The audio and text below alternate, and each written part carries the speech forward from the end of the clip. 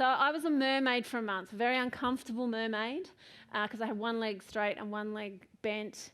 And a month later, they took me into theatre. Cast of thousands came to that surgery, and they surgically separated the limbs. Everyone held their breath. My leg stayed pink, and I got to keep it. So imagine if I'd spent, yay to the surgeons. Imagine if I had spent a year fretting about something that wasn't ever going to happen. And my mum intervened. She could see I was getting really anxious, and she said, Lucy, you've just got to focus on the things you can control. Good old-fashioned advice.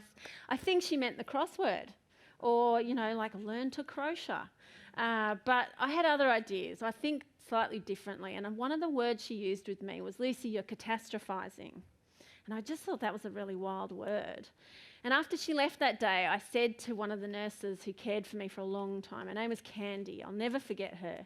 And I said to her, because we didn't have Google, I said, what is the opposite of catastrophizing? She didn't know, so she went and asked the nurses at the nurses' station and reported back, and she said, we've decided the opposite of catastrophizing is fantasizing.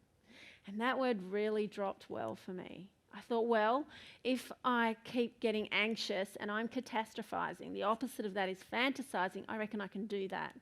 So I found myself, when I started to churn up and panic about what a life could look like as an amputee, I would almost physically grab those thoughts and push them towards fantasy land. And these were real fantasies. It needed to have an element of reality for it to hook me in and take my attention. So my first fantasy that I worked on was to ride a motorcycle across North America. So I told my mum, she brought in maps and guidebooks, Big Fat Lonely Planet guidebook, and I pored over these maps and was staying up late at night. When you're in hospital, you just take a sleeper at 8 p.m. and hope for 12 hours sleep. And I was staying up late planning and getting excited and deciding which bike and exactly which route, and I noticed I started to feel better. I slept better. I had a better appetite, and I bet I was healing a lot better just because I had control of my thoughts. So I honestly think that was one of the best gifts of my motorcycle accident, was learning that mindset control and really putting into practice as fantasy. So I use it to this day. Honestly, in 2019, I gave a huge speech, and it made me really nervous. It was in Barcelona to a massive audience, and they were all Europeans and Americans, and I hadn't spoken to a foreign audience like that before. So I was nervous about it, and the chick who booked me said, don't worry about it. They think your accent is exotic, which I think is really funny, because I think my accent is a little bit bogan.